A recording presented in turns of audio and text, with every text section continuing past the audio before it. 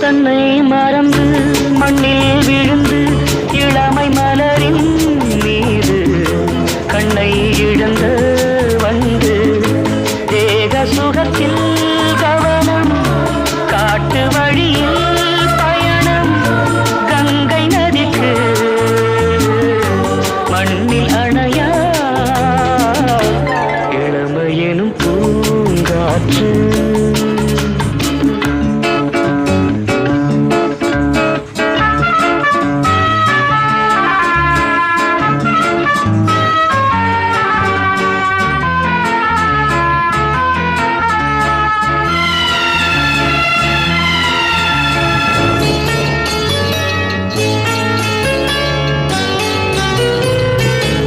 அங்கம்